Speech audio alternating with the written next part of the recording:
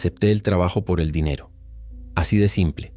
No por vocación, no por curiosidad, no por sueños. Solo dinero. Recuerdo exactamente dónde estaba cuando vi el anuncio. Era de noche. Estaba sentado frente al celular, con la luz apagada, calculando mentalmente cuánto me faltaba para llegar a fin de mes. Siempre me faltaba algo. Siempre. El alquiler, la tarjeta, una reparación que no podía seguir postergando. Y entonces apareció ese mensaje, casi como una burla. Pago alto, turnos nocturnos, no se requiere experiencia. Cuando algo dice pago alto y no se requiere experiencia en la misma frase, uno debería desconfiar. Yo lo sé ahora. En ese momento lo vi como una oportunidad. Me dije a mí mismo que el mundo no siempre es tan complicado, que a veces simplemente tienes suerte. Respondí sin pensarlo demasiado. La entrevista fue rápida. Demasiado rápida. Ni siquiera la llamaría entrevista. Fue más bien una conversación corta, fría, casi automática. El hombre que me atendió no sonreía.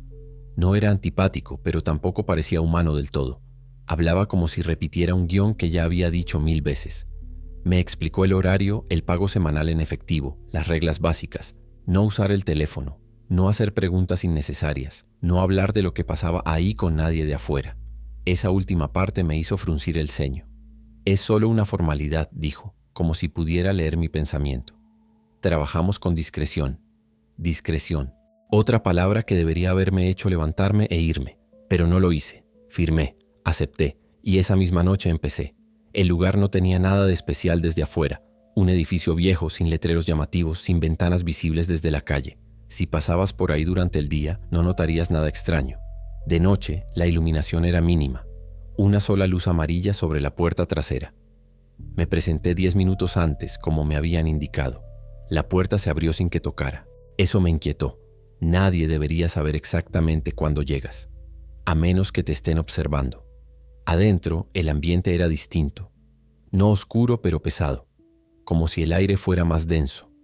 Me asignaron un uniforme sencillo y me explicaron mis tareas. Vigilancia básica, control de accesos, registrar horarios, verificar que ciertas áreas permanecieran cerradas. Nada ilegal, nada raro. Al menos en apariencia. Durante las primeras horas todo fue aburridamente normal. Caminatas largas por pasillos silenciosos, cámaras que mostraban espacios vacíos, relojes que parecían avanzar más lento de lo habitual. Pensé que quizás había exagerado mis miedos, que solo era un trabajo nocturno mal pagado. Pero no, bien pagado. Muy bien pagado. Fue cerca de la medianoche cuando noté el primer detalle que no encajaba. Los turnos no eran iguales para todos. A partir de cierta hora, algunas personas se iban, otras llegaban. Y yo no recordaba haberlos visto entrar por la puerta principal. Simplemente estaban ahí. Aparecían en los monitores o caminando por los pasillos como si siempre hubieran estado. Cuando pregunté, de forma casual, intentando no sonar paranoico, uno de los supervisores me miró fijo durante varios segundos. No respondió de inmediato. Me sostuvo la mirada como si evaluara algo dentro de mí. «Concéntrate en tu trabajo», dijo finalmente. «Nada más». Ahí sentí el primer nudo en el estómago. No era miedo todavía. Era incomodidad. Esa sensación de que estás en un lugar donde no controlas nada, donde las reglas existen pero no te las explican completas. Las noches siguientes reforzaron esa sensación. Empecé a notar patrones, horarios que se repetían, puertas que solo se abrían durante ciertos minutos exactos, personas que nunca hablaban entre ellas, pero parecían entenderse sin palabras. Y lo más extraño, después de cierto punto de la noche, el edificio parecía cambiar, no físicamente. Era algo más sutil. Los sonidos se volvían distintos. El eco de mis pasos no sonaba igual. Había momentos en los que juraría que el lugar estaba más grande por dentro que por fuera. Sé que suena absurdo. Yo mismo me reí de esa idea al principio. Pero cuando llevas varias noches sintiéndolo, ya no es tan fácil ignorarlo. Hubo una madrugada en la que mientras revisaba uno de los monitores vi algo que me hizo parpadear varias veces. Una sala que según el plano estaba vacía. Tenía movimiento. No personas, sombras.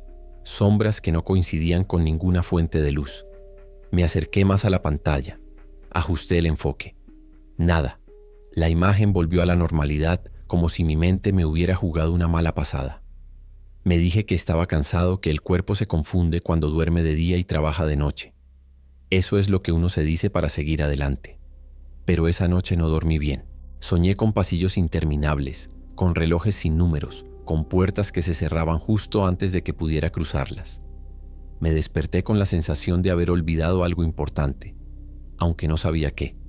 A la cuarta semana ya no era el mismo. Me di cuenta por cosas pequeñas. Dejé de contarle detalles a mis amigos. Cuando me preguntaban en qué trabajaba, respondía con frases vagas. Seguridad, turnos nocturnos, nada interesante. No era solo por la cláusula de discreción, era porque no sabía cómo explicarlo sin sonar extraño. Y entonces llegó esa noche. La noche en la que entendí que el dinero no era el verdadero pago. Eran casi las 2 de la madrugada cuando el sistema marcó una alerta en una zona a la que nunca había entrado. No porque estuviera prohibida, sino porque nadie iba ahí. Era un nivel inferior, mal iluminado, que según los registros solo debía revisarse en casos excepcionales. El mensaje era claro: verificación manual requerida. Miré alrededor buscando a un supervisor. No había nadie. El edificio estaba demasiado silencioso, incluso para esa hora. Bajé por las escaleras. Cada paso se sentía más pesado que el anterior. El aire estaba frío, pero no de una forma normal. Era un frío que no se sentía en la piel, sino en el pecho. Cuando llegué al pasillo, vi la puerta entreabierta. Y ahí fue cuando, por primera vez desde que empecé, pensé seriamente en darme la vuelta. En subir, dejar el uniforme, irme sin mirar atrás. No lo hice, porque algo dentro de mí, orgullo, curiosidad, estupidez, me empujó a seguir. Empujé la puerta. Adentro no había nada, y al mismo tiempo había demasiado. No sé cómo explicarlo mejor. El espacio parecía preparado para algo que no estaba ocurriendo en ese momento, como un escenario vacío después de una obra. Había marcas en el suelo, equipos apagados, sillas mal alineadas, y una sensación clara, inconfundible. Ahí pasaban cosas que no estaban destinadas a ser vistas. Cuando escuché pasos detrás de mí, se me heló la sangre. No eran rápidos, no eran agresivos, eran tranquilos, demasiado tranquilos. «Llegaste antes de lo esperado», dijo una voz que no reconocí. Me giré lentamente. Era un hombre mayor, vestido igual que yo, pero con un distintivo diferente. Su rostro mostraba cansancio. No el cansancio físico, sino otro tipo. Un cansancio profundo, acumulado. «Hay cosas que no se explican en la entrevista», continuó, «porque nadie aceptaría el trabajo si lo hicieran». Sentí un nudo en la garganta. Quise preguntar, muchas cosas, pero no salió ninguna palabra. «Si decides seguir», dijo, mirándome fijo, «vas a entender por qué el pago es alto. Y también por qué casi nadie dura mucho». Ahí fue cuando entendí que ya había cruzado una línea invisible, y que lo que pasaba después no tenía marcha atrás. No respondí nada, no porque no quisiera, sino porque entendí que cualquier pregunta me colocaría en una posición que todavía no sabía manejar. El hombre mayor cerró la puerta detrás de mí con un gesto lento, casi cuidadoso, como si no quisiera hacer ruido. «Lo primero que tienes que entender», dijo mientras caminaba hacia una de las paredes, «es que este lugar no funciona como los demás». Se apoyó con la espalda, cruzó los brazos y me observó. No había amenaza en su mirada, pero tampoco compasión. Era la mirada de alguien que ya había pasado por algo irreversible. Después de cierta hora, continuó, «Las reglas cambian». Eso fue todo. No explicó cuáles reglas. No explicó por qué. Me indicó que regresara a mi puesto. Así, sin más, como si nada importante hubiera pasado. Subí las escaleras con la cabeza llena de ruido, pero el edificio seguía igual de silencioso. Demasiado silencioso. Las noches siguientes fueron peores. Ya no podía fingir que todo era normal, porque mi cuerpo reaccionaba antes que mi mente. El estómago se me cerraba apenas cruzaba la puerta. Mis manos sudaban cuando el reloj se acercaba a la medianoche. Y empecé a notar algo más inquietante. Yo ya no era el único que parecía cambiado. Había otros como yo, trabajadores que habían entrado después con la misma expresión que yo tuve al inicio.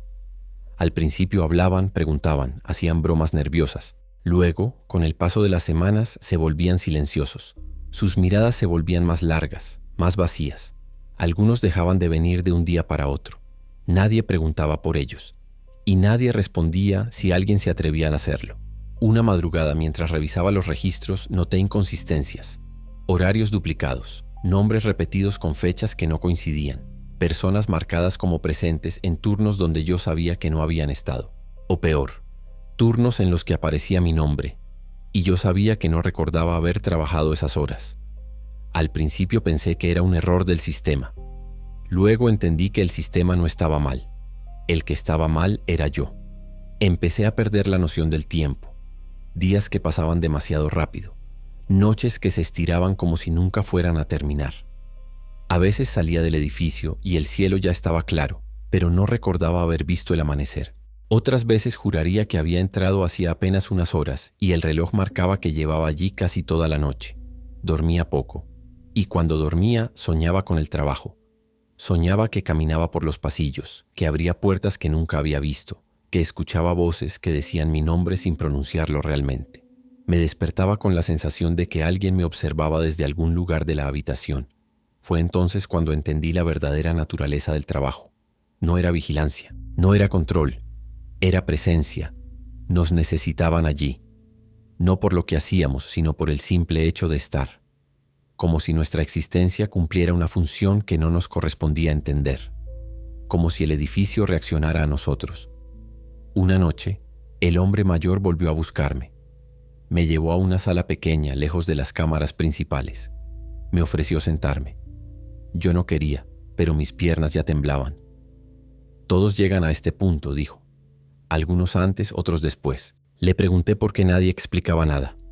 ¿Por qué seguían trayendo gente nueva? ¿Por qué el dinero? Sonrió por primera vez. No fue una sonrisa amable. El dinero es para que te quedes, respondió. Pero también es para que no hables. Me explicó que el lugar existía desde mucho antes de lo que yo imaginaba. Que había cambiado de nombre, de fachada, de propósito oficial. Pero que su función real nunca se había detenido. Siempre necesitó gente dispuesta a no hacer demasiadas preguntas. Gente con problemas, con deudas, con urgencias. Gente como yo. ¿Y qué pasa después?, pregunté. Después de cierto tiempo. No respondió enseguida. Algunos se van, dijo finalmente. Otros se quedan más de lo que deberían. Ahí sentí el verdadero miedo. No un sobresalto, no una reacción física. Fue un miedo lento, profundo. El miedo de entender que tal vez ya no tenía tanto control sobre mi vida como creía. Esa noche decidí irme. No renunciar formalmente. No avisar. Simplemente no volver. Era la única decisión que aún sentía mía. Guardé el uniforme, terminé el turno y salí sin mirar atrás. Caminé varias cuadras sin detenerme.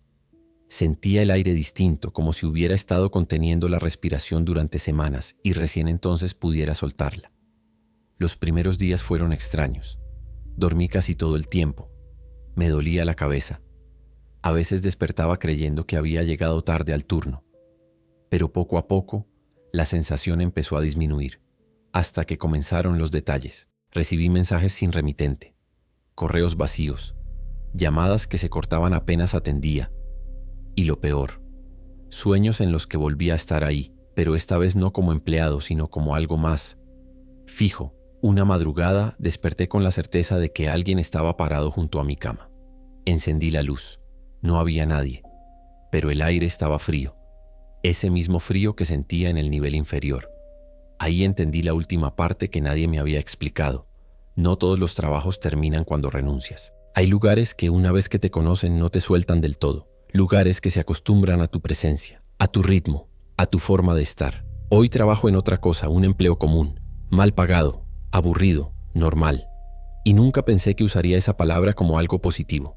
A veces, cuando me preguntan por qué no busco algo mejor, solo sonrío. Porque hay experiencias que te enseñan que no todo lo que paga bien vale la pena. Acepté el trabajo por el dinero. Y nadie me explicó lo que pasaba después. Pero ahora lo sé. Y créeme, hay cosas que es mejor no necesitar saber. Gracias de verdad por quedarte hasta el final y escuchar mi historia. Si llegaste hasta aquí, te agradezco el tiempo, la atención y la confianza. Si este relato te hizo pensar, reflexionar o sentir algo, te invito a apoyar el canal. Suscríbete, deja un comentario y comparte este video con alguien que disfrute este tipo de historias. Nos vemos en el próximo relato.